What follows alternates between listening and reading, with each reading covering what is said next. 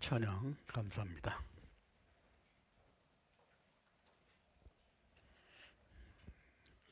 함께 기도드리겠습니다.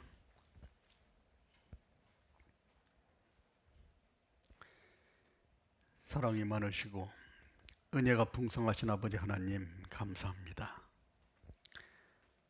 우리가 세상 가운데 살아갈 때 죄를 물마신같이 먹고 마시며 살던 저희들, 이제 주님 앞에 섰을 때 심판을 받아 영원히 고통을 받아야만 마땅한 저희들을 사랑하심으로 그 높고 영광스러운 보좌 위에서 이 낮고 천한 세상에 오시고 저희들을 구원해 주시기 위해서 십자가에 달려 고난을 받으시고 주님의 그 고귀한 보혈로 저희들을 다 사해 주시고 저희들을 구원해 주신 주님 감사합니다. 저희들을 구원해 주실 뿐만 아니라 이 세상에 살아가는 동안도 홀로 버려두지 아니하시고 늘 함께 해주시고 지켜주시고 인도해 주신 주님, 오늘도 주님의 십자가의 보혈로 구원함을 얻은 우리 형제자매들 한자리에 모였습니다. 주님께서 주시고자 하시는 귀한 말씀으로 우리 마음속 깊이 깨닫게 해주시고 이 힘들고 어려운 세상을 주님이 주신 지혜와 능력에 의지하여 힘있게 살아갈 수 있도록 인도하여 주시옵소서. 주님이 계획하신 마지막 때를 사는 저희들에게 더욱더 정신을 차리고 근신하여 기도하며 오로지 남은 때를 주님만을 바라보고 힘있게 살아갈 수 있도록 인도하여 주시옵소서. 우리 중에는 건강치 못하여 치료받는 형제자매들 전능하신 하나님의 능력으로 건강을 회복시켜 주시고, 마음이 정함이 없는 형제자매들 진리의 말씀에 깊이 뿌리를 내려 모진 풍파에도 흔들림 없이 굳건하게 서 있을 수 있도록 인도해 주시고, 모든 여건과 형편을 아시는 주님께서 저희에게 필요하고 합당한 것을 도와주시고 보살펴 주셔서 주님을 기쁘시게 하는 귀한 삶을 살아갈 수 있도록 인도해 주시옵소서. 오늘도 이 자리에 참석하지 못한 우리 형제자매들 그 어디 있든지 있는 곳마다 함께 해주시고 혹 세상 유혹이나 제약에 넘어지지 않도록 지켜주시고 보호하여 주시옵소서. 오늘도 주 성령이 저와 함께 역사해 주실 것을 믿고 의지하면서 우리를 죄악 가운데서 구원해 주시고 언제나 저를 사랑하시는 거룩하신 주 예수님 이름으로 기도드렸습니다. 아멘. 성경 말씀 에스겔 성경 2장 1절부터 7절까지를 같이 보시겠습니다. 구약 성경 1152페이지입니다. 구약 성경 1152페이지 1절부터 7절까지를 제가 한 절, 우리 형제자매님이 한 절 교독하시겠습니다. 에스겔 2장 1절.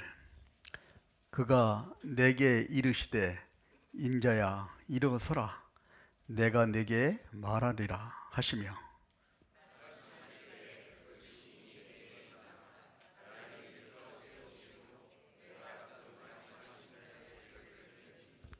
내게 이르시되 인자야 내가 너를 이스라엘 자손 곧 패역한 백성 나를 배반하는 자에게 보내노라.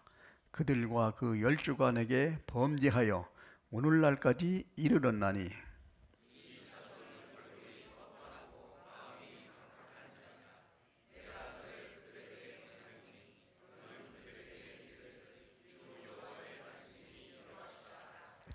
그들은 패역한 족속이라.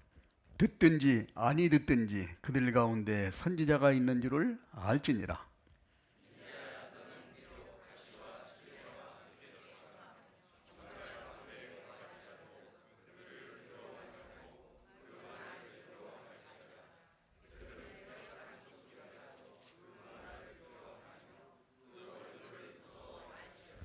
칠 절 같이 쓰겠습니다. 그들은 심히 패역한 자라. 듣든지 아니 듣든지 너는 내 말로 전하라. 예.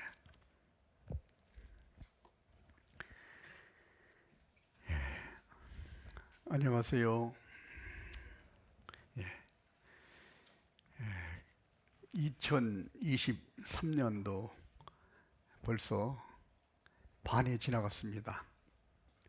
나머지 이제 반밖에 안 남았는데 그동안 우리가 열심히 산다고 살았는데 좀 하나님이 보시기에 어떻게 보셨는지 좀 궁금하지요.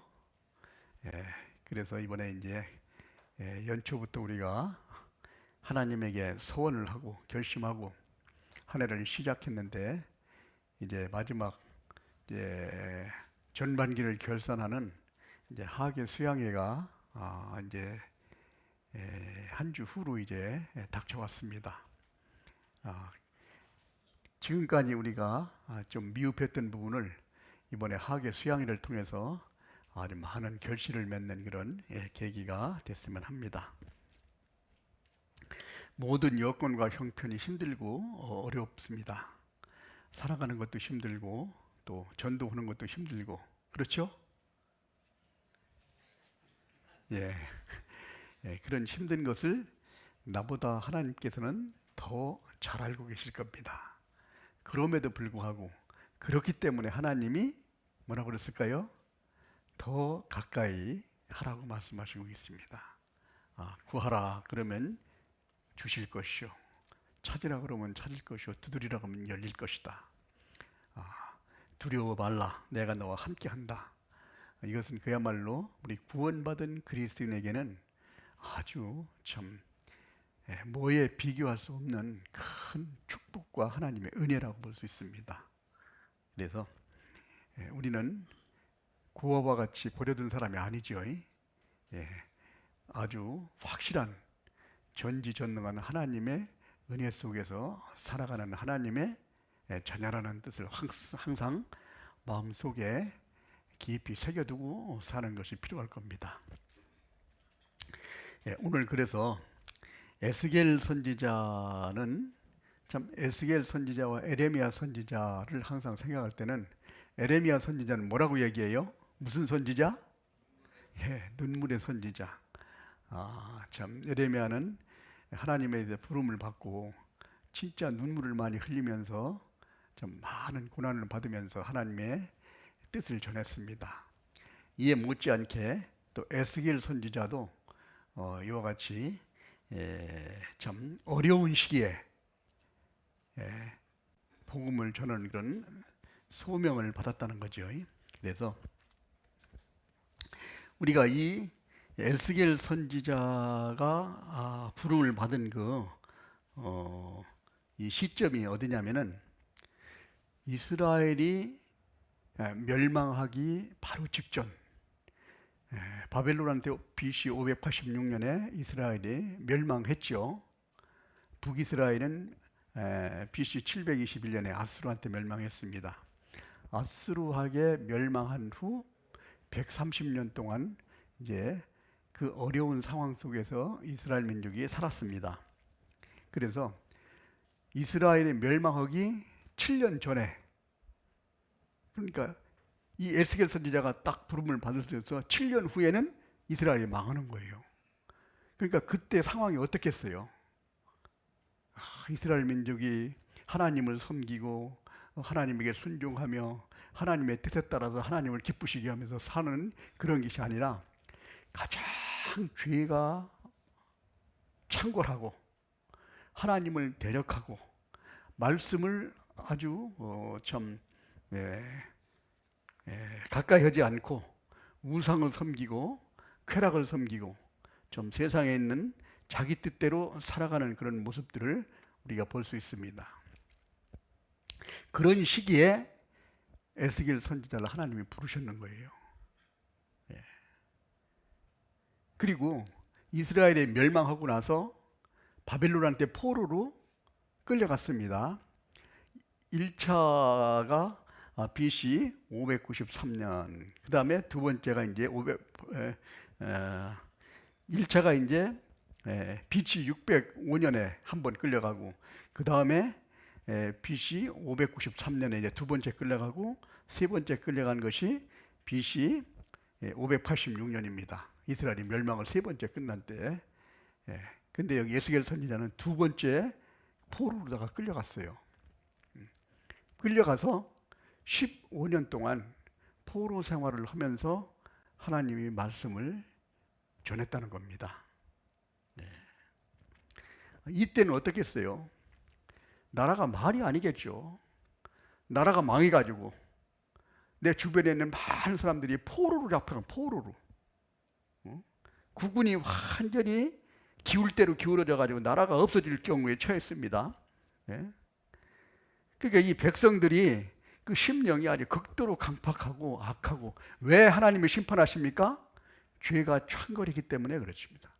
하나님이 심판하신 모습을 보면은 노아 시대에 죄가 세상에 관영했다고 그랬습니다. 관영이라는 걸 꽉 찼기 때문에 물로 한번 심판해 버렸습니다. 소돔과 고모라 성을 멸망하실 때 죄악이 아주 심하기 때문에 하나님께서 내려서 불과 유황불과 이 유황과 불로다가 이렇게 약간 심판하는 그런 사건이 있었습니다. 이와 마찬가지로 이스라엘 백성이 하나님과 관계없이 우상을 섬기고 죄악이 아주 창거리기 때문에 하나님을 이스라엘 민족을 완전히 멸망시켜버려요, 나라를. 예. 바빌론한테 멸망해가지고 바빌론한테 1차, 2차, 3차에 걸려서 포로로, 거기서 자기 이 포로라고 그러면 가가지고 뭐 여행하는 게 아니죠. 가서 종으로 끌려가가지고 종살이 하는 겁니다. 예. 우리가 직장 생활을 하는 것도 쉽지 않은데, 직장 생활하기 쉽지 않지요? 쉬워요? 내 마음대로 하는 직장 생활도 쉽지 않은데 가서 종살이 하는 게 얼마나 쉽겠지, 어렵겠어요. 진짜 고역스러울 때입니다. 그때에 그 이스라엘 백성들에게 여기 하나님께서 너희들이 앞으로 어떻게 될 것인가를 이제 예언으로 얘기해 주는 겁니다. 그러니까 그때는 완전히 하나님을 경외하지도 않고 말씀을 가까이 하지도 않고는 그런 세상 속에서 살아가고 있는 거예요. 에스겔은 1장부터 48장까지 기록되어 있는데, 이 에스겔 선지자가 처음에 1장부터 3장까지는 하나님이 이런 상황 속에서, 어렵고 힘들고 죄악이 가득 차 있는 상황 속에서 에스겔 선지자에게, 여기서 오늘 본문에 있는 말씀처럼 그가 내게 이르시되 인자야 일어서라, 내가 내게 말하리라. 말씀하실 때 그 신이 내게 임하사 나를 일으켜 세우시기로 내가 그 말씀하신 자의 소리를 들으니. 패역한 백성이라는 말이 2장 1절부터 10절까지에 6번이 나옵니다. 얼마나 패역했으면, 얼마나 죄를 많이 지었으면 패역하다는 말을 1장부터 10절까지 있는데 6번이나 말씀. 한번 찾아볼까요? 3절에 보면은 내게 이르시되 인자야 내가 너를 이스라엘 자손 곧 패역한 백성이다. 패역한 백성 나를 배반하는 자에게 보내노라. 그 다음에 5절에 그들은 패역한 족속이라. 자, 그 다음에 6절에 그 인자야 비록 가시와 찔레와 함께 처하여 전갈 가운데 거할지라도 그들을 두려워 말고 그 말을 두려워 말지어다. 그들은 패역한 족속이다. 그리고 7절에도 그들은 심히 패역한 자라. 8절에도 패역한 족속에게 같이 패역하지 마라. 이와 같이 10귀절이 있는데 거기 6번이나 계속 패역한 족속이라는, 얼마나 강팍했으면 이렇게 패역하다고 하나님께서 말씀을 했을까. 완전히 하나님을 대적하는 그런 일들이 벌어집니다.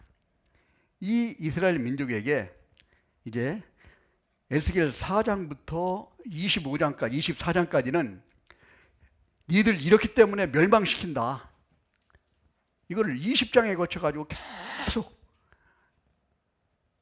얘기하는 거예요. 사람들이 듣기 좋은 소리도 몇 번 하면 듣기 싫죠. 칭찬도 여러 번 하면 듣기 좀 싫잖아요. 근데 듣기 싫은 게 아니라 니들 망한다, 니들 나중에 해가지고 이거를 20장에 걸쳐서 계속 하는 겁니다.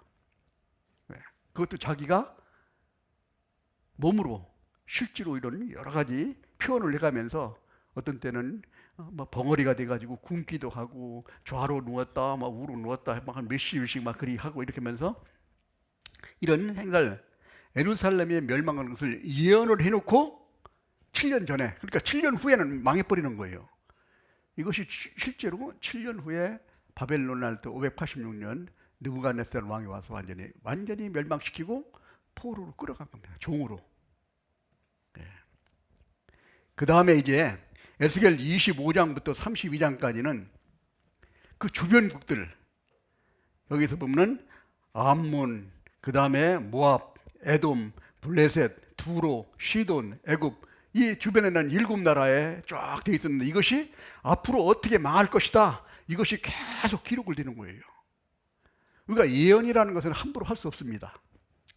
그런데 이 예언이 그대로 쫙쫙 다 들어맞은 겁니다. 네. 우리가 한 가지 쉽게 찾아보죠. 예.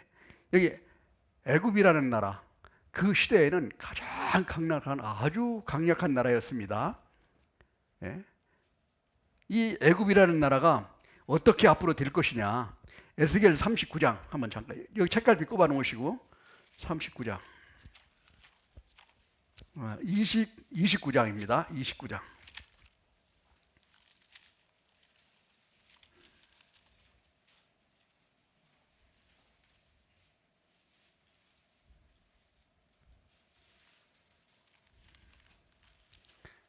(15절) 같이 읽겠습니다. 나라 중에 지극히 미약한 나라가 되어 다시는 열국 위에 스스로 높이지 못하리니 내가 그들을 감하여 다시는 열국을 다스리지 못하게 할 것입니다. 이때 지금 에집트입니다. 에집트는 아주 그때 시대에 애굽은 강한 나라였습니다. 그런데 여기서 이렇게 예언했으면 나라 중에 지극히 미약한 나라가 돼요. 이집트 아주 가난하게 살잖아요. 다시는 열국 위에 스스로 높이지도 못하리니 내가 그들을 감하여 다시는 열국을 다스리지 못하게 할 거야. 다시는 그 많은 나라를 다스리지 못하다. 지금 그 형편이 돼버렸잖아요. 그 주변에만 사방이 돼버리고. 예. 이와 같이 주변국에 대한 왜 요 나라만 그랬느냐? 이스라엘과 관계되어 있는 나라만 쭉 쭉 옆에서 이렇게 역사를 기록해 놓으셨습니다. 그 다음에 이와 같이 멸망시키는 이유는 죄악으로 가득 찼기 때문에, 그 죄악에서 일깨우기 위해서 에스겔 선지자를 불러서 에스겔 3장에는 파수꾼이라고 얘기했습니다. 파수꾼이라는 건 경계병이라는 뜻이죠. 그 저기 오면을 먼저 경계해가지고 깨우치라는 거예요. 깨우게. 마치 그리스도인이 마지막에 가까웠을 때 이걸 깨우치게 만들어서 멸망하지 않게 우리가 구원해 줘야 되잖아요. 그래서 우리가 그리스도인은 바로 우리가 파수꾼이라고 얘기할 수가 있습니다. 그리고 나서 이제 이스라엘이 그 절망 가운데 포로로 가면은 그 완전히 희망이 없죠. 포로를 70년 동안 포로 생활을 할 건데 포로로 가가지고 그 모든 자유를 박탈당하고 참 종살이 한다는 것이 쉽지 않죠. 아무 희망이 없을 때 여기에서 에스겔 선지자를 통해서 에스겔 35장부터는 다시 이제 회복되는 것, 36장에 땅이 회복되고, 그 다음에 37장에 민족이 회복되고, 38장부터 39장까지는 마지막 전쟁이 어떻게 일어날 것이다. 그 다음에 40장부터는 천년왕국이 다시 새롭게 하나님을 통치하는 나라가 1000년 동안 이루어진다. 그 다음에 이제 마지막에 이제 심판을 하고 나중에 이제 영원한 천국이 이제 계획이 돼서 인류 역사가 이루어집니다. 자, 이와 같이 이 절망적인 그런 세상 속에서 희망을 주는, 비전을 주는 그런 에스겔 선지자의 참 말씀이 이제 예언으로 기록되어 있다는 거예요. 그래서 지금까지 우리가 예언이 이루어진 것은 에스겔 37장까지 이스라엘 민족이 36장에 땅이 회복되고 37장에 민족이 회복됐죠. 약간 더 회복될 기간이 남아있지만은 거의 다 회복되어 가고 있는 상태라는 거예요. 앞으로 어디 남았냐? 38장, 39장, 40절, 40장부터가 나왔습니다. 우리가 마지막에 아주 살고 있다는 거예요. 그 마지막 전쟁도 어떤 나라가, 우리가 집회 때마다 많이 듣잖아요. 어떤 나라가 어떻게 공격해서 어떻게 결과가 나타난다까지 누가 그렇게 함부로 말을 하겠습니까? 하나님이 아니면 이건 불가능한 거예요. 자, 이런 상황을 볼 때, 이런 상황은 마치 에스겔 선지자가 이스라엘이 멸망할 때 하나님의 소명을 받고 말씀을 전파하는, 경고하는 이 모습들을 보고 이것이 바로 우리 시대에 우리에게 주시는 말씀과 유사한 상황이라는 거예요. 우리가 멸망이 아주 가까울 때가 왔죠. 무화과나무의 비유를 배우라.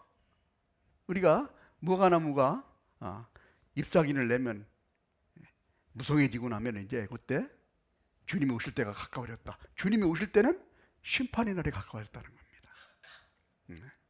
이 세대가 지나가기 전에 1948년 5월 14일이면 지금 75년 됐습니다. 지금 75세 되신 분들이 돌아가시기 전에 그 세대에 주님께서 오신다고 이 일을 다 이루리라. 우리는 아주 마지막 시대에 살아가고 있습니다. 그래서 이런 시기에 에스겔에게 소명을 하나님께서 주셨듯이 마지막 시대에 구원받은 그리스도인은 하나님의 나팔수와처럼 우리가 경고할 수 있는, 왜? 경고를 아는 사람이, 분별할 줄 아는 사람이야. 그걸 깨닫는 사람이 경고를 할 수 있지, 모르는 사람은 못 하잖아요. 우리를 하나님이 부르신 이유가 뭐냐?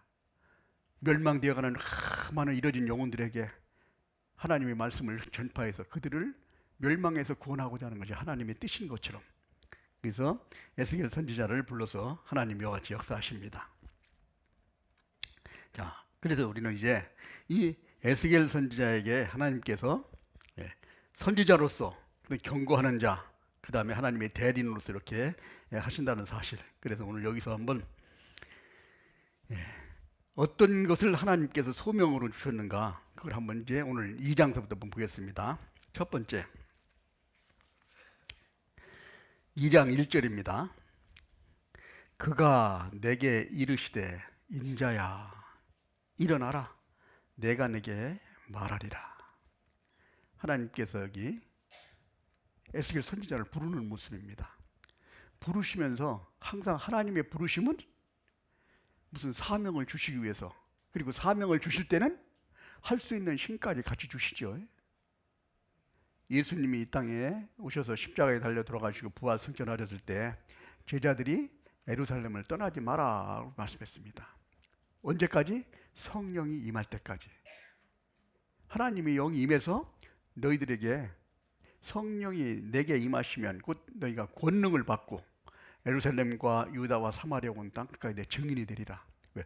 하나님은 할 수 있는 힘을 주시고 하나님께서 쓰시고 그 일을 인도해 가신다는 겁니다. 그래서 여기에 2장 1절에 보면 일어나라고 이렇게 말씀하려고, 그 뒤에 2장 2절에는 말씀하실 때 그 신이 내게 임하사 나를 일으켜 세우시기로 내가 그 말씀하시는 자의 소리를 들으니. 하나님이 말씀하실 때 하나님의 능력이 여기 에스겔 선지자에게 임했다는 겁니다. 말씀하실 때에 그 신이 내게 임하사 나를 일으켜 세우시기로 내가 그 말씀하는 자의 소리를 들으니, 나를 일으켜 세우셨다는 거예요. 하나님의 감동을 받아서 이제 하나님의 성령에 이끌려서 이제 에스겔을 부르신 겁니다. 그때 하나님이 뭐라고 했습니까? 3절, 내게 이르시되 인자야 내가 너를 이스라엘 자손 곧 패역한 백성 나를 배반하는 자에게 보내노라. 누구한테 보낸다고 그랬습니까? 패역한 사람들, 나를 배반하는 사람들. 구원받은 그리스도인에게 누구에게 보냅니까? 세상을 쫓고 우상을 섬기고 육신을 따라서 사는 사람들에게, 그 패역한 자들에게 우리를 보낸다는 거예요. 그들이 우리를 잘 맞아줄 수가 없잖아요. 그들은 우리를 대적하고, 여기 써 있는 것처럼 가시와 찔레와 전갈이 있고 가시라는 건 우리를 핍박하고 고난을 주고 우리를 위협하고 막 이런 일들이 많이 생기는 그런 가시덤불 속으로 집어넣는다는 거예요. 그럼 많이 찔리겠죠. 고난을 받고. 그걸 말씀하시는 겁니다. 패역한 백성, 나를 배반하는 자들에게 보내노라. 그들이 언제부터 죄를 졌냐면은 그들과 그 12가 내게 범죄하여 오늘날까지 이르렀으니, 지금 당장만 아니라 계속 죄를 져가지고 대대로 꽉 차 있다는 겁니다. 자, 그 자손들에게 하나님이 첫 번째 말씀하신 게 4절 같이 읽겠습니다. 이 자손은 얼굴이 뻔뻔하고 마음이 강팍한 자니라. 내가 너를 그들에게 보내노니 너는 그들에게 이르기를 여호와의 말씀이 이러하시다 하라. 그들은 얼굴이 뻔뻔하다니, 뭐 이게 뭐 예의가 없고 또 참 양심이 없는 사람들, 그러니까 우리가 정상적으로 생각하지 않는 이런 사람들이라는 겁니다. 요즘 세 사람들이 어떻습니까? 죄를 사랑하기를 하나님보다 더 사랑하고 물질 만능주의, 세상에 돈이면 다 된다고 생각합니다. 아마 세상에서 돈보다 더 귀한 게 있냐고 얘기하면 아마 그것보다 더 귀한 게 없다고 얘기할 겁니다. 많은 사람들이 돈이면 사람들 죽이고 살리고 합니다. 왜 전쟁이 일어납니까? 돈 때문에. 자기 유익이 없으면 전쟁 안 씁니다. 모든 것이 물질이 지배하는 이런 세상 속에서 우리는 이들에게 보내진다는 겁니다. 여기서 강팍하고 뻔뻔하고 마음이 강팍한 자니라. 우상을 섬기고 쾌락을 섬기고 모든 것을 섬기는 이런 사람들, 이 사람들에게 뭐를 전하라? 주 여호와의 말씀이 이러하시다라. 네 생각이나 네 철학이나 네가 받은 지식을 얘기할 게 아니라 하나님 말씀이 이렇다, 이걸 얘기해요. 하나님이 말씀하실 때, 예수님께서도 처음에 마귀에게 시험을 받을 때 뭐였습니까? 기록된 말씀으로 하나님 말씀으로 공격했지, 내가 보니까 너 생각이 좀 이상하다, 너 좀 마음 고쳐야 되겠다, 뭐 이런 얘기 안 했잖아요. 왜?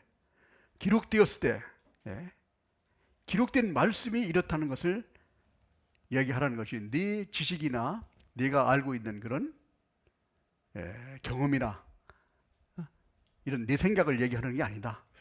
우리가 전도할 때 항상 그렇습니다. 하나님 말씀을 전도하는 것이지 내 생각을 하는 게 아니다. 여기서도 첫 번째가 그렇습니다. 이 백성은 얼굴이 뻔뻔한 사람인데 여기서 여호와의 말씀이 이러하시다 하라. 그 다음에 5절에 그들은 패역한 족속이라 듣든지 아니 듣든지 그 가운데 선지자가 있는 줄 알리라. 그들이 아주 패역한 족속이라도 듣든지 말든지 우리는 그들에게 전하는 거예요. 우리가 스데반 집사가 복음을 전할 때 주변 사람들이 다 대들어가지고 막 돌로 때려가지고 죽였잖아요. 그 죽을 때 스데반 집사가 하는 기스가 저들을 용서해 주십시오. 이거는 사람이 할 수 있는 게 아닙니다. 저들이 하는 것을 저들이 모르기 때문에 그런다는 거예요. 예수님하고 똑같은 마음씀으로 해야지. 예수님은 십자가에 달려 돌아가실 때 저들이 죄를 저들에게 알지 못하기 때문에 그러는 거다. 용서해 달라는 말씀하신 것처럼. 그래서 자, 우리가 전도할 때도 마찬가지입니다. 저들이 알면은 왜 우리를 핍박하겠어요? 모르니까 핍박하는 겁니다. 그럼 모른다고 그대로 둘 수 없잖아요. 그러니까 계속 말씀을 전하라는 겁니다. 그렇게 말씀을 전할 때 스데반 집사가 그렇게 기도하고 딱 죽는 모습을 봤을 때 누가 큰 깨달음을 얻었겠어요? 거기 주변에 있는 사람들이 얼마나 큰 그런 깨달음이 있었겠어요? 그 중에 대표적인 사람이 바울 사도잖아요. 야, 죽어가면서도 저렇게 우리를 위해서 기도하는구나. 세상 사람들과 다르죠. 아마 그 영향이 바울 사도는 컸을 겁니다. 그래서 다메섹으로 가다가 예수님을 만나가지고 이제 구원받는 그런 역사가 일어나서 이 바울 사도가 목숨 바쳐 죽을 때까지 복음을 전하는 모습을 봅니다. 마찬가지로 우리가 이제 그들은 패역한 족속이라. 듣든지 아니 듣든지. 잘 듣는 사람한테 말하려면 쉽죠. 근데 듣지 않는 사람한테 얘기하기는 쉽지 않죠. 예. 그러나 우리에겐 듣지 않을 때도 하나님에게도 우리에게 지혜를 주시고 있습니다. 지혜가 부족하거든 후히 주시고 꾸짖지 아니하는 하나님께 구하라 그리하면 주시라. 우리가 하나님에게 이 지능을 주시고 재능을 주신 것은 그걸 활용해서 잘 듣게 만들어라는 뜻이죠. 예. 그래서 듣든지 아니 듣든지 우리의 말씀을 담대하게 전하는 이 모습을 가려면 담대해야만이 드러날 수 있다는 거예요. 어떤 사람들입니까? 6절. 인자야 너는 비록 가시와 찔레와 함께 처하며. 가시와 찔레, 많은 고난이 있어요. 고난, 핍박이 있어요. 이 멀리 있는 사람이 핍박하는 게 내 가족이나 친척들이 핍박을 하는 경우가 더 많죠. 아는 사람이 더 핍박합니다. 우리가 기독교를 믿는 사람들이 핍박을 합니다. 다른 종교를 믿는 사람은 별로 안 해요. 이와 같이 우리가 가시와 찔레가 함께 처하며 전갈 가운데 거할지라도. 전갈은 어떻습니까? 독침으로 쏘면 죽기까지 하잖아요. 목숨까지도 위협을 받는다는 거예요. 바울 사도가 구원받기 전까지는 그야말로 아주 승승장구했습니다. 아주 목에 힘주고 참 열정적으로 전도를 한다고 생각했는데 구원받고 나서는 완전히 낮아져서 많은 핍박과 고난을 참고 견디면서 마지막에는 죽기까지 했던, 죽기까지. 그러면서 복음을 전하니 뭐다? 전갈 가운데 처할지라도 그들을 두려워 말고 그 말을 두려워 말지어다. 그들은 패역한 족속이다. 우리가 전도할 때 항상 생각할 수 있는 건 뭐냐면은 그 사람들이 마음씨가 착한 사람이야. 세상에서는 착할지 몰라도 하나님 보시기에는 강팍한 사람입니다. 내 말을 하면 잘 들어줄 것이다. 그렇지 않습니다. 저희가 군산에 있을 때 그 아주 큰 그 농장을 하고 이렇게 하셨던 분이 있습니다. 천주교를 열심히 다니셨는데 그 부부가 구원을 받았어요. 자식들이 여러 명 있는데 다 잘 자랐습니다. 교수도 있고 바른 이렇게 자들 참 잘 자라가지고 잘 키워놨는데 다른 거는 그렇게 효도야. 주변에 있는 사람들이 다 칭찬합니다. 저 집 자녀 같으면 그렇게 효자들이 어딨나. 그런데 말씀만 들으라면 안 듣는 거예요. 예? 그게 효자입니까? 다른 건 안 해도 말씀 들으라는 것만 들으면 이건 진짜 효자예요. 다른 건 안 해도 좋아. 하나님 말씀 들으면. 근데 말씀만 나오면 이게 안 듣는 겁니다. 이게 하나님 보시기에 강팍한 겁니다. 우리가 전도할 사람들은 이와 같이 마음이 강팍한 자들이라는 거예요. 패역한 족속이라. 그래서 그들이 하는 말에는 위협도 하고, 우리 바리새인과 서기관들이 구원받은 그리스도인들이 복음을 전할 때 위협도 했죠. 너희들 복음을 전하지 말라고 할 때 제자들이 뭐라고 그랬습니까? 너희 말을 듣는 것이 하나님 말씀 듣는 것보다 어느 것이다 좋은가 생각해보라. 이렇게 말씀하신 것처럼 그들을 두려워 말며 그 얼굴을 무서워하지 마라. 왜 무서워하지 마라? 별것 아니라는 거예요.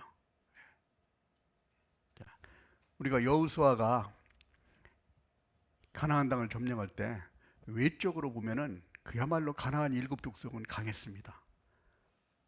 기골도 장대한 사람들이 거인들이 있었고 무기도 많고 심지어는 이 철병거가 있었고 외적으로 보면은 상대가 안 되는 거예요. 그러니까 여기서 실제로 믿음이 없는 사람 보면 야 큰일 났다. 우리는 저들 보기에 메뚜기 같다. 이렇게 생각할 정도로 됐다는 거예요. 메뚜기 같다고 생각한 사람들은 메뚜기처럼 광야에서 40년 안에 다 죽어버렸습니다. 여호수아와 갈렙 뭐라고 했어요? 저들은 우리 밥이다. 똑같은 것을 보는데 하나님의 눈으로 볼 때는 아무것도 아니라는 거예요. 우리는 하나님의 자녀예요. 우리 안에는 성령이 계십니다. 제사함을 받으라 그러면 성령을 선물로 받으리니 성령이 나와 함께 계신데 나와 계신 성령의 역사함으로 우리가 전쟁을 하는 거기 때문에 하나님이 싸우시는 건데 이것만 확실히 믿고 나아가면은 하나님이 승리하게 되시는 거예요. 내가 싸운다고 그러면은 메뚜기 같을 수 있죠. 그러나 하나님이 싸우시는 거예요. 다윗이 자기의 어떤 물맷돌이 그렇게 뭐 강해 가지고 갔습니까? 하나님을 의지고 하나님의 힘으로 가더라. 하나님의 힘으로. 다윗이 아무리 물맷돌을 잘 던져도 이거 몇 미터 나가겠습니까? 100m를 더 나가겠습니까? 아무리 세게 돌린다고 그래도 얼마 못 나갈 거예요. 그런 돌멩이를 가지고 골리앗이 적어도 거리가 떨어질 텐데 골리앗을 맞아서 좀 상처를 입을 수는 있을지 몰라도 이 머리가 이게 깨져가지고 이게 죽기까지 하기는 쉽지 않은 거예요. 그 힘은 누가 주시느냐? 하나님께서 주셔야지. 예? 멀리 떨어져 있는 것이 돌이 날아가도 마지막에는 힘이 없어서 떨어지잖아요. 예. 그래서 하나님의 능력으로 나갈 때 이와 같이 승리할 수 있다는 것. 그래서 여호수아에게 말하는데 두려워 마라. 내가 너와 함께한다. 함께한다는 걸 확실히 믿을 때 하나님은 우리에게 힘을 주십니다. 네. 그래서 그 말을 두려워 말며 그 얼굴을 무서워 말지어다. 7절 그들은 심히 패역한 자라 듣든지 아니 듣든지 너는 내 말로 구할지어다. 듣든지 안 듣든지 우리가 디모데후서 4장 1절부터 2절까지도 하나님이 엄한 명령을 듣죠. 말씀을 전하라. 때를 얻든지 못 얻든지 항상 힘쓰라. 그러니까 그 사람들의 상태를 보고 하지 말고 우리가 전도할 때 항상 보면은 상대방을 보고 전도해요. 상대방을 볼 게 아니라는 거예요. 하나님을 보고 하나님을. 하나님을 바라보고 전쟁을 하는 겁니다. 그랬을 때 하나님 역사해 가신다는 거예요. 그래서 여기에 심히 패역한 자라 듣든지 아니 듣든지 너는 내 말로 구할지어다. 여기에서 하나님께서 뭐라고 했냐면 왜 두려워 말라고 하시면서 뭐라고 했냐면은 여기 3장 7절 보겠습니다. 3장 7절 그러나 이스라엘 족속은 이마가 굳고 마음이 강팍하여 네 말을 듣고자 아니하리니 이는 내 말을 듣고자 아니함이라. 이스라엘 족속은 이마가 굳고 마음이 강팍해서 내 말을 듣지 않는 것. 이건 하나님 말씀을 듣지 않는다다. 내가 그들의 얼굴로 대하도록 네 얼굴을 굳게 하였고 그들을 이마를 대하도록 네 이마를 굳게 하였으되 그들이 강팍하고 머리가 아주 뭐예요? 이마가 굳고 마음이 강팍할지라도 여기서 내가 그들의 얼굴을 대하도록 네 얼굴을 굳게 하였고 네 이마를 대하도록 네 이마를 굳게 하리라. 너에게 더 단단하게 만들어 주겠다. 그들하고 빡치게 하면 이게 부서지게 만들어 주겠다 이 뜻입니다. 나를 강하게 해 주겠다는 뜻이에요. 어떻게까지 강하게 해줍니까? 9절 같이 읽겠습니다. 네 이마로 화석보다 굳은 금강석같이 하였으니 그들이 비록 패역한 족속이라도 두려워 말며 그 얼굴을 무서워 말라 하시고. 자, 내 이마로 화석보다 굳은 뭐예요? 금강석이 뭡니까? 금강석. 여러 우리 자매님들이 좋아하는 다이아몬드가 제일 강하다고 그러죠. 네 머리를 다이아몬드 같이 완전히 만들어 줄 테니까 와가지고 그 참 강박한 머리를 가진 사람들한테 대적해가지고 같이 나가서 담대하게 싸우라 이겁니다. 우리를 담대하게 해주겠다는 거예요. 그러니까 우리는 그 하나님의 말씀을 믿고 담대하게 나가면은 하나님이 부숴주는 겁니다. 네. 그러시면서 뭐라고 그랬습니까? 10절 또 내게 이르시되 인자야 내가 내게 이를 모든 말을 너는 마음으로 받으며 귀로 듣고 사로잡힌 네 민족에게 가서 그들이 듣든지 아니 듣든지 그들에게 고하여 이르기를 주 여호와의 말씀이 이러하시다 하라 하더라. 네가 마음으로 받고 귀로 듣고 사로잡힌 민족에 가가지고 그러니까 그 강팍한 사람들이 말을 안 들을 걸 뻔하다는 거예요. 우리가 전도할 때도 강팍한 사람들입니다.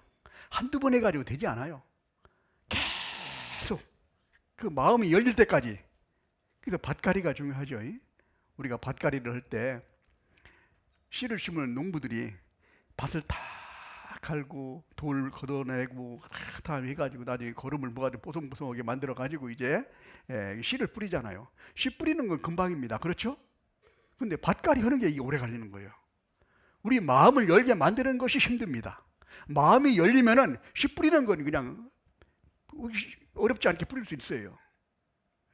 그래서 우리가 전도할 때 중요한 것은 그 사람 마음을 열리게 만드는 것이 밭갈이에요. 계속. 그러니까 이게 한두 번 해가지고 되는 게 아닙니다.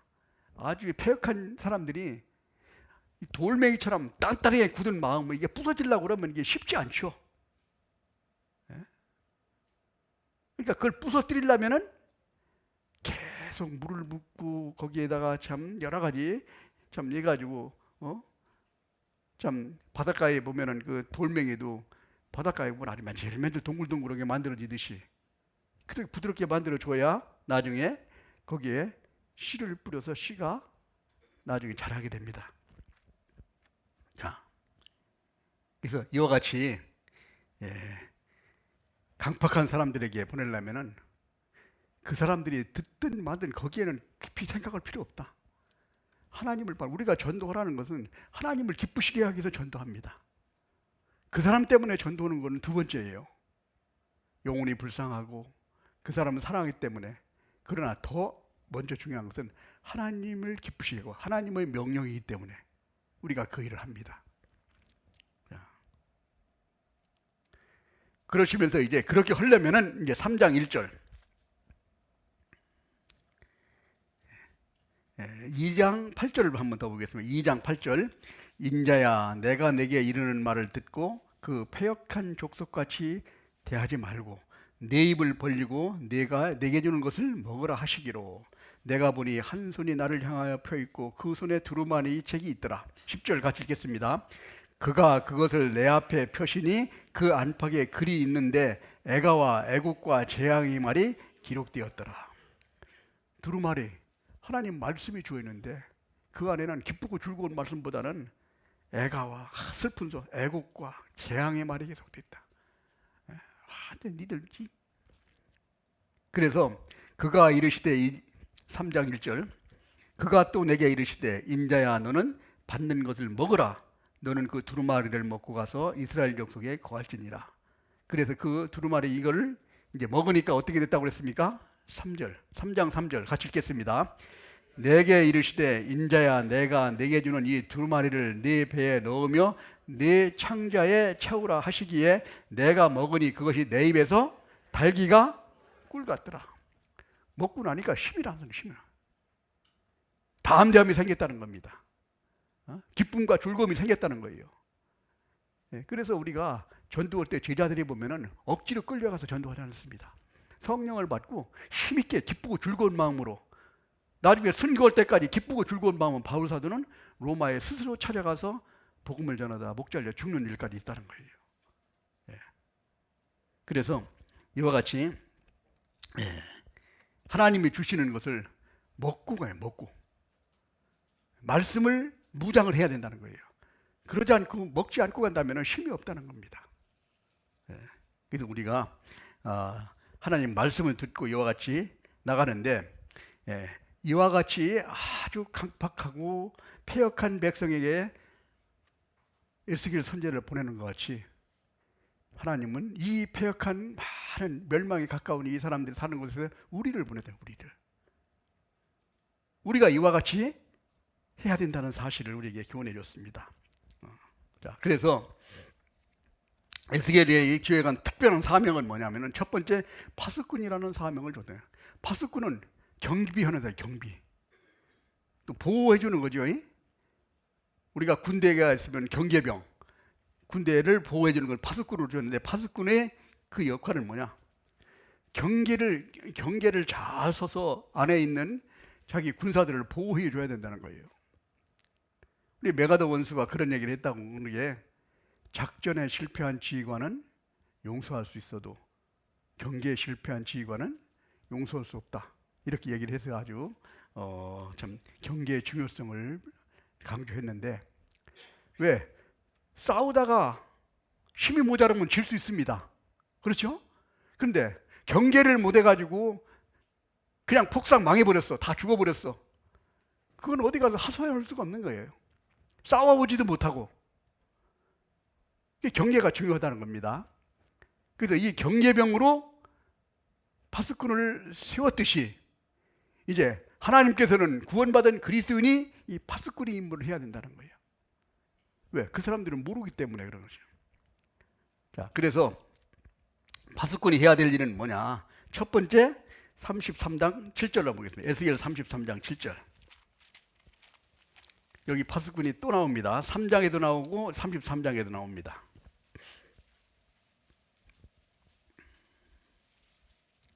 33장 7절. 1202페이지.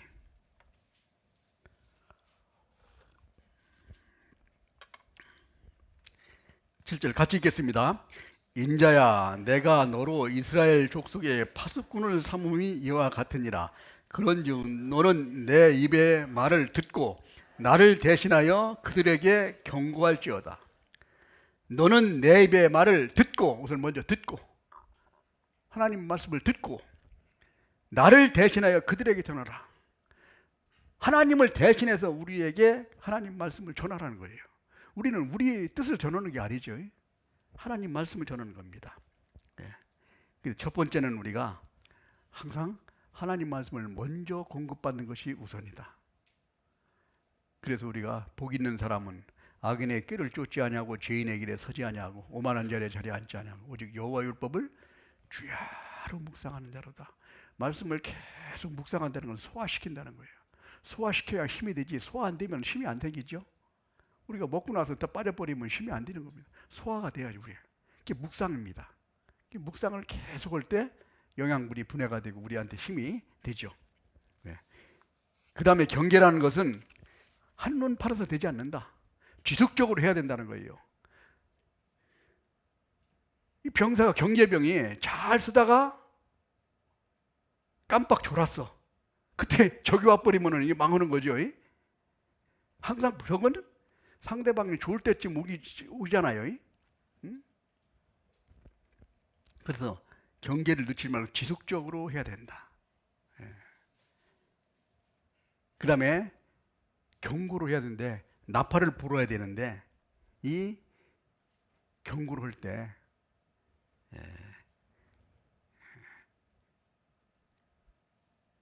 정확하게 확실하게 경고를 해줘야 되지. 그렇지 않으면 무슨 말인지 모를 수가 있죠. 우리 고린도전서 14장에 보면은 뭐라고 그랬습니까? 나팔 소리가 분명치 못하면 누가 전쟁을 예비하리요. 나팔 소리가 정확해야 이게 가라는 소리인지 오라는 소리인지 멈추라는 소리인지 이걸 알아야 되는데 이게 불분명하다니까. 그럼 주춤주춤 벌거리도 있다는 거예요. 그래서 우리가 말하면 여기서 나팔 소리가 명확하게 하려면 확실한 분별력을 가지고 나팔을 불어야 되고 담대하게 불어야 되는데, 자, 그걸 이제 파수꾼에 비유해서 우리 애가 파수꾼은 어떤 자격을 가지고 있어야 되는가 한번 생각을 해보죠. 파수꾼이라는 말은 뭐냐면 영어로 얘기하면 워치맨이라고 해요. 워치맨. 옛날에 우리 중국에 보면 그 전도자 워치맨이라는 사람도 있죠. 이 사람이 그 파수꾼이라는데 자기가 파수꾼이다 뭐 이런 식으로 교리가 좀 잘못된 부분도 있지만은, 자, 근데 이 파수꾼이란 뭐냐? 경계병이라는 뜻인데 이 파수꾼은 어떤 자세를 가지고 임해야 되느냐? 첫 번째는 파수꾼이 잘 봐야 되죠. 잘 들어야 됩니다. 적이 오는 걸 잘 보고 들어야 돼. 눈이 안 보인다든지 귀가 안 들린다든지 그러면 적이 오는 거 잘 모르겠죠. 그래서 뭐냐? 우리가 구원받은 그리스도인은 확실히 지금 때가 어느 때인지 영적인 눈이 밝아야 되는 거예요. 세상에 지금 마지막이 가까워졌다. 이제 심판날이 가까워졌다. 그리고 귀가 밝으려면은 잘 들려야 되는데 다른 소리가 안 들려야 됩니다. 잡소리가 들리지 않고 깨끗하게 잘 받아들여야 되는데 이것을 들으려면은 조용해야 된다. 조용히. 뭐가 조용해야 돼? 내 마음이 조용해야 돼. 내 마음이 혼잡하고 복잡하고 근심 걱정이 싹 쌓여있고 그러면은 저기 오는 걸, 그리고 저기 오는 걸 내가 분별할 수 없죠. 그래서 내 마음이 정결하고 경건하고 그 다음에 순종하는 마음이 있고 인내력이 있고 그래야 계속 경계 임무를 수행할 수 있습니다. 우리 아마 군대 갔다 온 사람은 경계병을 많이 서봤을 겁니다. 서보면은 이 경계병 뭐 2시간, 4시간 뭐 이렇게 경계를 쓰게 되면은 아침에 제일 힘들죠. 뭐 이게 한 2~30분 하는 것 같으면 잠깐 갔다 온다고 치지만은 뭐 4시간 뭐 몇 시간씩 하면은 이게 상당히 지루합니다. 거기다가 날씨가 춥고 그러면은 참 오들오들 떨면서 경계하기가 쉽지 않죠. 그러면 새벽에 가면은 그냥 이제 참 시간을 재가지고 빨리 가고 싶은 마음이 생기고 그러죠. 그래서 눈과 귀가 밝아야 되는데 이러려면은 영적인 상태가 아주 깨끗해야 된다는 거예요. 깨끗해야 된다는 것은 구별된 삶 속에서 내 마음이 안정돼 있어야 된다는 거예요. 불안하면은 잘 판단을 잘 못합니다.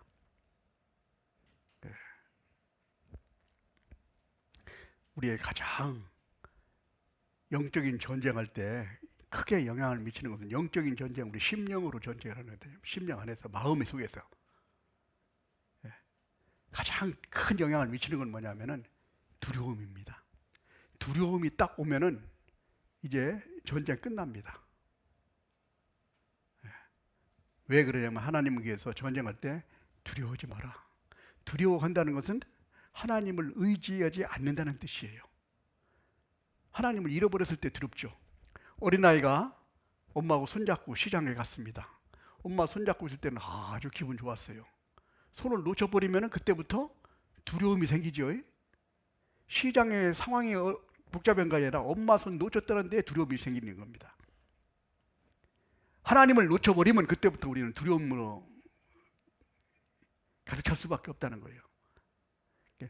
두려워하지 않으려면 믿음이라는 게 뭐예요? 사람 인자에 말씀 원자를 쓴 것처럼 사람이 말씀에 의지하는 것이 믿음입니다. 말씀이 뭐예요? 요한복음 1장에 대초에 말씀이 계시나 말씀이 하나님과 함께 계시니 말씀이 곧 하나님이시라. 말씀을 의지한다는 것은 하나님을 의지한다는 거예요. 하나님을 의지했을 때 우리 두려움이 없다는 거예요. 그랬을 때 우리가 영적인 눈이 밝게 보일 수 있고 영적인 귀로다가 잘 들을 수 있고 확실하게 판단을 할 수 있습니다. 아, 저기 지금 공격을 하고 있구나. 아니면 나한테 침투를 했구나. 이걸 알 수 있는 겁니다. 그래서 이 경계병이 분별력이 있어야 된다는 겁니다.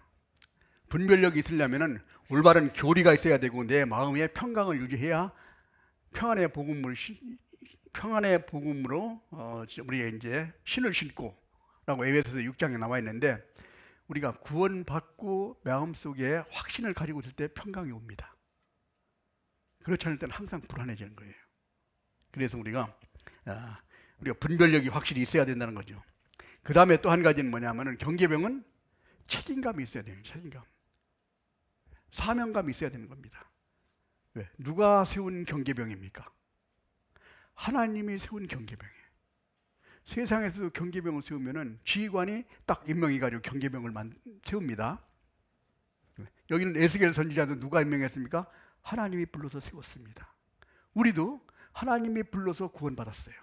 그리고 우리가 하나님의 일을 우리가 하게 된다는 거예요. 그래서 우리가 하나님이 나를 세웠다는 거 사명감이 있어야 됩니다. 아담과 하와가 에덴 동산에서 선악과를 따먹지 마라. 먹는다는 정령 죽으리라고 그랬는데 선악과를 따먹었습니다. 왜 따먹었어요? 하나님의 말씀에 대해서 그 중요성을 생각하지 않았다는 거예요. 하나님이 먹으면 죽는다고 그랬는데 그 말을 우습게 생각한 겁니다. 따먹으니까 그때 뭐가 죽었습니까? 영혼이 이제 하나님과 끊어져 버렸다는 거예요. 세상에서도 지휘관이 명령을 하면은 거기에 그대로 경계를 서야 합니다. 그리고 또 한 가지 중요한 것은 경계병은 자기 마음대로 위치를 변경하면 안 돼. 자기 자리에 딱 서야 됩니다. 그리스도는 머리에 우리는 그 지체라고 그랬습니다. 나는 어떤 직분을 가지고 어떤 지체로서 내가 그 위치에서 감당을 해야 되지 그래야 온몸이 편안하지. 나는 손가락 같은 지체가 되었었는데 이게 발가락에 붙어 있다면 이게 잘 못하겠죠. 응? 그래서 자기가 맡은 직분의 위치를 잘 지켜서 있는 것. 그 다음에 또 한 가지는 뭐냐? 경계병은 적이 오면 싸워서 적을 무찌를 수 있어야 됩니다. 자, 그것이 뭐냐면 영적인 전쟁에서 승리할 수 있어야 되는 거예요. 에베소서 6장.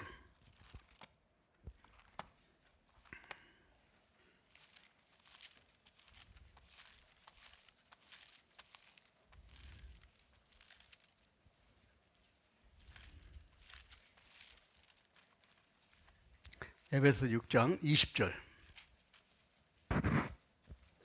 10절부터 봅니다. 정말로 너희가 주 안에서와 그의 힘의 능력으로 강건하여지고 마귀의 기계를 능히 대적하기 위하여 하나님의 전신갑주를 입으라. 우리의 씨름은 혈과 육에 대한 것이 아니요 정사와 권세와 이 어둠의 세상 주관자들과 하늘에 있는 악의 영들에게 대함이라. 그러므로 전신갑주를 취하라. 같이 읽겠습니다. 이는 악한 날에 너희가 능히 대적하고 모든 일을 행한 후에 서기 위함이라. 영적인 무장이 되어 있어야 된다는 겁니다. 그래야 적이 오면은 적을 물리칠 수 있다는 거예요. 그래서 여기 있는 적을 물릴 수 있는 무장이 진리로 너희 허리띠를 띠고 말씀을 가지고 있죠. 의의 흉배, 하나님의 은혜, 복음, 그 다음에 믿음의 방패, 그 다음에 구원의 투구와 성령의 검, 하나님에 대한 소망, 이런 것이 다 갖춰져 있을 때 우리는 승리할 수 있는 그런 준비가 되어 있다고 얘기할 수 있습니다. 보초도 이 경계병 파수꾼도 다 이런 자질이 있어야 된다는 겁니다. 그것을 우리에게 하나님께서는 요구하고 계시다는 거예요. 그래서 이와 같이 우리가 이 에스겔 선지자를 불러서 이 어려운 시기에 파수꾼으로 임명해서 이스라엘 민족에게 계속 힘들고 어려운 것을 전할 수 있도록 이와 같이 소명을 주신 것은 바로 구원받은 그리스도인에게 주님이 오시기 전에, 심판하기 전에 이뤄져가는 많은 패역한 그 죄를 지고서 세상에 참 하나님을 모르고 사는 사람들에게 일깨워서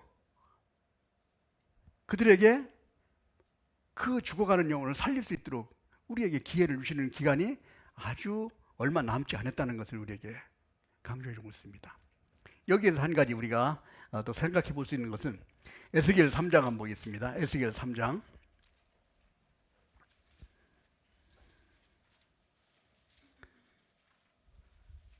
17절. 같이 읽겠습니다. 인자야, 내가 너를 이스라엘 족속의 파수꾼으로 세웠으니 너는 내 입의 말을 듣고 나를 대신하여 그들을 깨우치라. 여기서 한 가지 우리가 생각해 보고 싶은 것은 말씀을 전파하라, 때를 얻든지 뭐든지 항상 힘쓰라고 하는 말이 어디까지 해야 되는가 한번 생각을 해볼 필요가 있을 거예요. 여기에서는 그래서 그들을 깨우치라고 해요. 깨우치라. 내가 경계병인데, 파수꾼인데 적이 옵니다. 적이 온다! 소리쳤습니다. 근데 안에 있는 사람들이 자고 있어. 그러면 그 사람들이 언제까지 내가 외쳐야 돼요?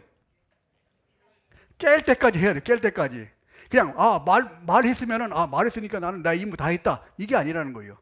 그 사람들한테 전달될 때까지 해야 된다는 거예요. 깨우치라는 얘기예요. 깨우치게. 저기 오는구나를 깨닫게 만들어주는 필요가 있는 거예요.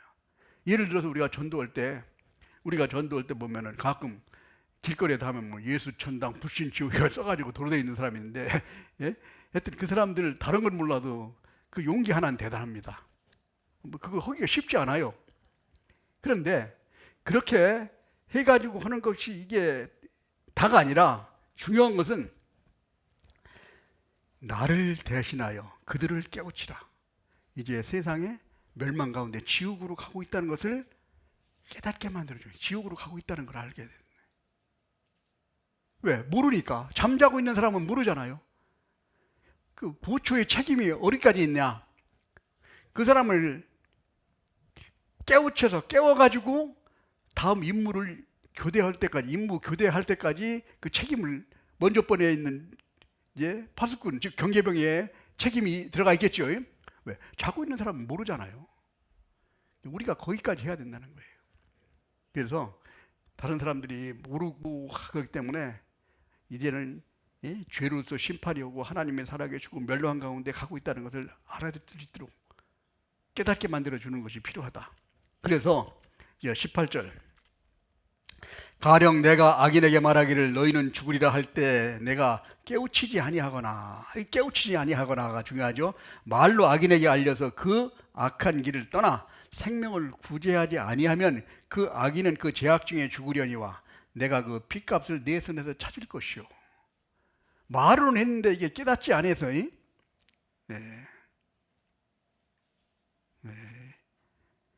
깨우치지 아니하거나 라고 했죠.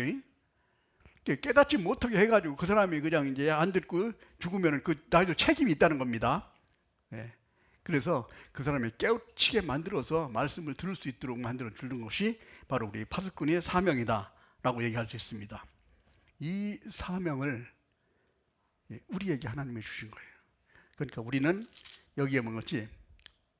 가시와 찔레와 함께 처하며 전갈 가운데 처할지라도 담대하게 복음을 전할 것을 우리에게 하나님은 주문하고 계십니다. 그렇게 할 때 하나님은 우리를 금강석같이 단단하게 만들어 주신다고 약속했어요. 그러니까 하나님은 뭐라고 했어요? 두려워하지 마라.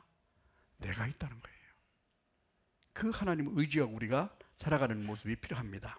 자, 그 다음에 우리가 한 가지 더 우리가 오늘 좀 생각해 보고 싶은 것은 이렇게 예언을 예루살렘의 멸망할 예언을 한 20장에 걸쳐서 쫙 설명을 해줬습니다.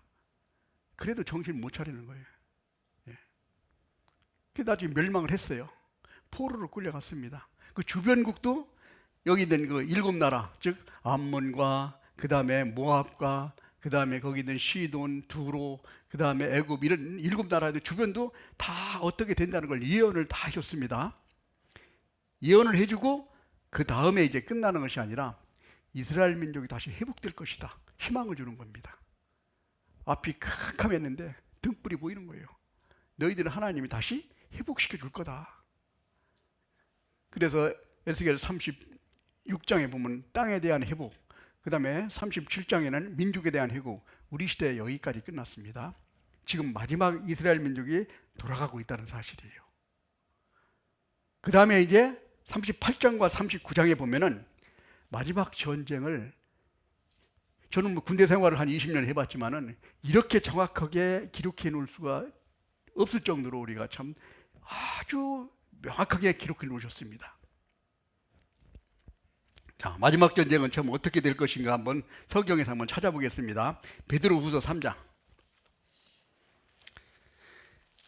베드로후서 3장.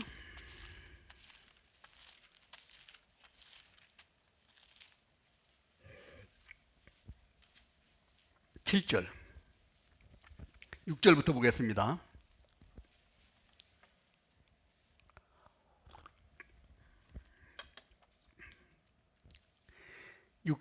이로 말미암아 그때 세상은 물의 넘침으로 멸망하였으되. 7절 같이 읽겠습니다. 이제 하늘과 땅은 동일한 말씀으로 불사르기 위하여 간수하신 바 되어 경건치 아니한 사람의 심판과 멸망의 날까지 보존하여 두신 것이니라. 이제는 불사르기 위하여 간수했다. 물 심판은 없다는 겁니다. 옛날에 노아 시대에 물로 한번 심판해버렸죠. 물로는 심판하지 않겠다. 앞으로 불로 심판하게 돼, 마지막에. 어떻게 심판할 것이냐? 스바냐 1장.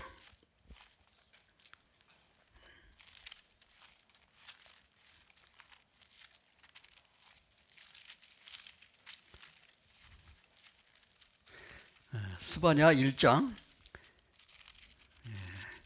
1305페이지입니다. 1306페이지에 스바냐 1장 2절을 제가 읽어드리겠습니다. 여호와께서 가라사대 내가 지면에서 모든 것을 진멸하리라. 내가 사람과 짐승을 진멸하고 공중의 새와 바다의 고기와 거치게 하는 것과 악인들을 아울러 진멸할 것이라. 내가 사람을 지면에서 멸절하리라. 나 여호와의 말이니라. 마지막에 완전히 심판하시겠다는 겁니다.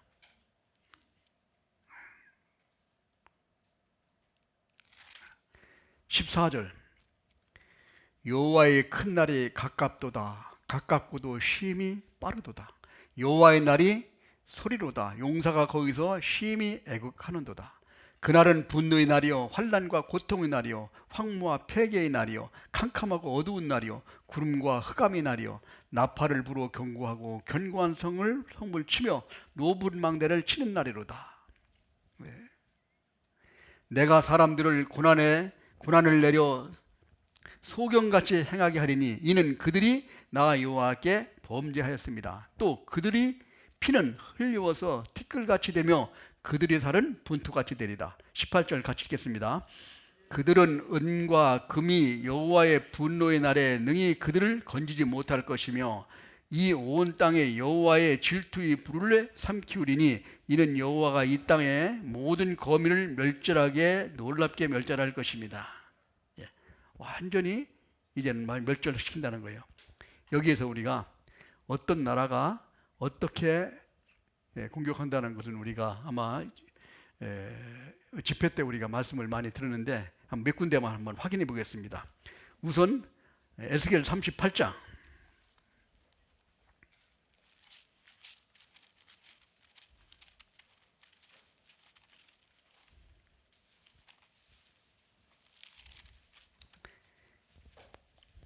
1절입니다. 여호와의 말씀에 내게 임하여 가라사대 인자야 너는 마곡 땅에 있는 곧 로스와 메섹과 드발 왕에게로 얼굴을 향하고 그들을 쳐서 예언하여 이르기를 주 여호와의 말씀이 로스, 메섹, 두발 왕 고가 내가 너를 대적하여 이 사람들이 이제 여기는 마곡이라는 것은 소련 주변에 있는 나라죠. 로스는 러시아, 메섹은 모스크바, 두발 왕국은 두볼스크 있는 이런 러시아에 있는 이런 지역들에 있는 사람들이 어느 나라와 같이 5절 그들과 함께한 바 방패와 투구를 갖춘 바사는 페르시아의 원어죠. 지금의 이란입니다.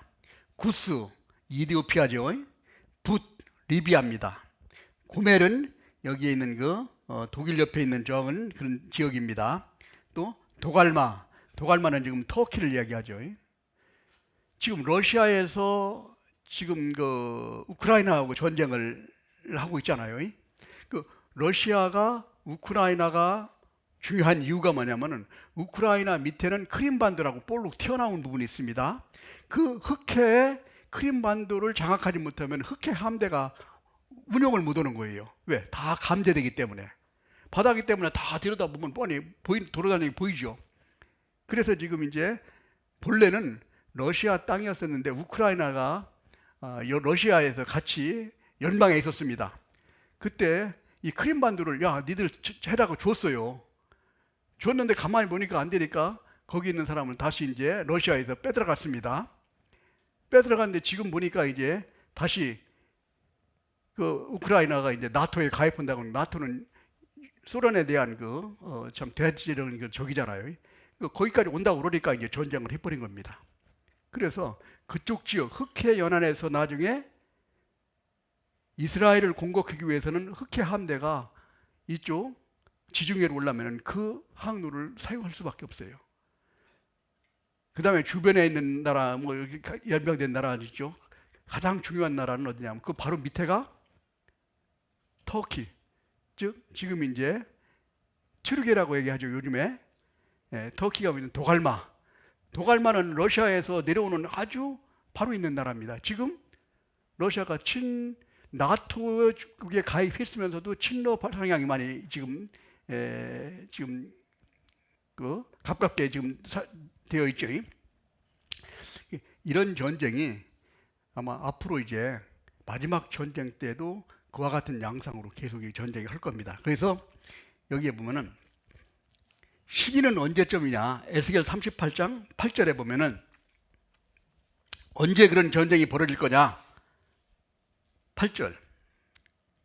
여러 날 후 곧 말년에 내가 명령을 받고 그 땅 곧 오래 황무였던 이스라엘 산에 이르리니 그 땅 백성은 칼에서 벗어나서 열국에서부터 모여 들어오며 이방에서부터 나와서 다 평안히 거하는 중이라. 지금 이스라엘이죠. 잘 보세요.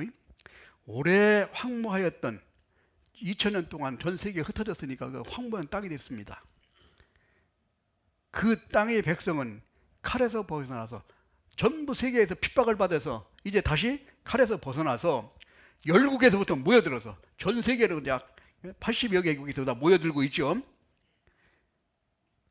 모여들어 이방에서부터 나와서 지금 다 평안히 거하는 중이라. 지금 이스라엘이 아주 강한 나라가 돼서 지금 평안히 거하고 있다는 겁니다. 그럼 어디서 전쟁을 날 거냐? 이건 요한계시록 16장 16절에 나옵니다. 다 찾아보겠습니다. 요한계시록 16장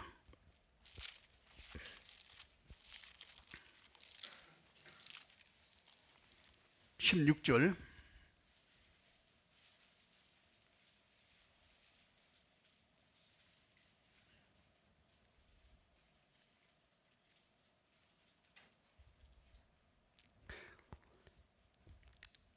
새 영이 히브리음으로 아마겟돈이라 하는 곳으로 왕들을 모으더라. 아마겟돈이라는 것이 뭐냐면은 이스라엘에서 보면은 아주 유럽과 아시아 지역, 그 다음에 아프리카 가는 지역에 골목이 있는 그 평야지대입니다.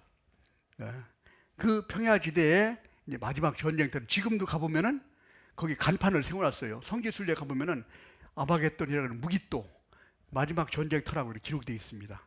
성지순례 가면 하모선에 봐가지고 거기서 확인을 합니다. 거기서 마지막 전쟁이 일어나는데 왜 전쟁이 일어나느냐? 에스겔 38장 12절. 이런 것 때문에 한다는 거예요. 12절 같이 읽겠습니다. 물건을 겁탈하며 노력하리라 하고 내 손을 들어서 황무하였다가 지금 사람이 거하는 땅과 열국 중에서 모여서 짐승과 재물을 얻고 세상 중앙에 거하는 백성을 치고자 할 때에, 세상 중앙에 거하는 민족이 지중해가 어디예요? 땅 가운데 있는 바다라는 뜻이죠. 그 우측에 예루살렘, 이스라엘이 있습니다. 그리고 황무하였다가 지금 사람이 거처하는 땅, 2000년 동안 황무했다가 지금 돌아와서 거처하는 땅, 거기에 짐승과 재물을 얻고 세상 좋아하는 짐승들과 재물들이 많이 있다는 거예요. 이스라엘 보면 사해가 아주 많은 참 광물질이 녹아있는 그런 땅이라고 얘기했죠. 그 다음에 지금 지중해 보면은 이스라엘에서 그 사우디아라비아만큼 매장되어 있는 그 가스전이 발견돼서 그럼 시추하고 지금 있습니다. 그런 것 때문에 러시아가 나중에 공격해 온다는 거예요. 그런데 자, 이렇게 공격을 하고 있는데 그 결과가 어떻게 됐느냐? 38장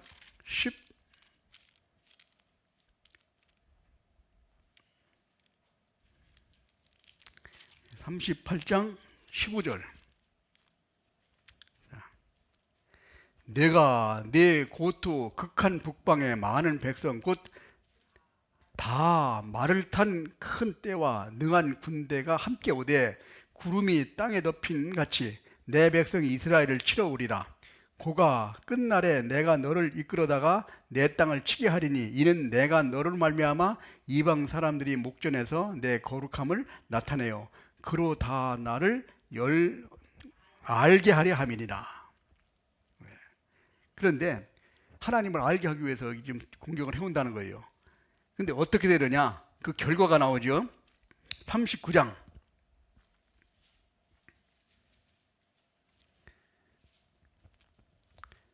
3절부터 제가 읽어드리겠습니다. 내 활을 쳐서 왼손에서 떨어뜨리고 내 살을 내 오른손에서 떨어뜨리느니 너와 내 모든 떼와 너와 함께한 백성들이 다 이스라엘 산에 엎드려지리라. 내가 너를 각종 움츠는 새와 들짐승에 붙여 먹게 하리니 네가 빈들에 엎드러지리라. 이는 내가 말하였습니다. 나 주 여호와의 말이니라. 내가 또 불을 마곡 및 섬에 평안히 거하는 자에게 내리리니 그들이 나를 여호와인 줄 알리라. 불을 내린다고 그랬죠. 불을 마곡과 및 섬에 평안히 거하는 민족에 내리라. 나중에는 불로 심판하시겠다는데 우리가 이 내용을 에스겔서에서 나온 이 전쟁 양상이 스가랴에서 보면 그럴 때 스가랴 14장에는 섰을 때 눈이 썩으며 그 다음에 섰을 때 이제 혀가 입속에서 썩고 그 다음에 몸이 섰을 때 흘러내린다고 그랬죠. 베드로 후서에 보면 체질이 풀어진다는 말씀이 나옵니다. 체질이 풀어진다는 원소가 분해된다는 뜻이에요. H2O가 있으면 물이 분해돼 버리면 물로 우리 돼 있는데 사람이 70% 이상이 물이잖아요. 물통이 물이 분해돼 버리면 흘러내려 버리죠. 이게 핵전쟁입니다.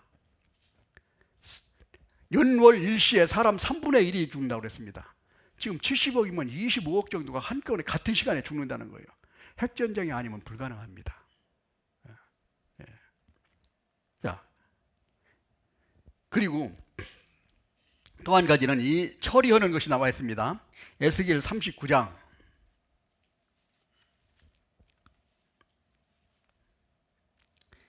9절부터 봅니다. 9절 이스라엘 성읍들에 거한 자나 나가서 그 병기를 불태워 사르되 방패와 작은 방패와 활과 살과 몽둥이와 창을 취하여 얼마 동안? 7년 동안 불 피우리라. 왜 7년 동안 불 태웁니까? 그렇게 탈 게 많습니까? 아무리 태워도 7년 동안 이렇게 7년 동안 탄다는 것은 특별한 일이 있다는 거예요. 왜 그러냐면 방사능에 오염돼서 함부로 처리를 못하는 거예요. 왜? 접근하면 방사능에 오염되니까 사람이 함부로 접근을 못하는 거예요. 기간이 길 수밖에 없다는 거예요. 그리고 또 한 가지 12절 이스라엘 족속이 7달 동안 그들을 장사하며 그 땅을 정결케 하시다. 장사하는데 7달 동안 길게 장사해요. 길게. 자, 그리고 어떻게 장사하느냐? 그 뒤에 보면은 14절 그들이 사람을 택하여 그 땅을 순행하며 장사할 사람으로 더불어 지면에 남아있는 시체를 장사하여 땅을 정결케 할 것이라. 7달 후에 그들이 살펴보되 15절 같이 읽겠습니다.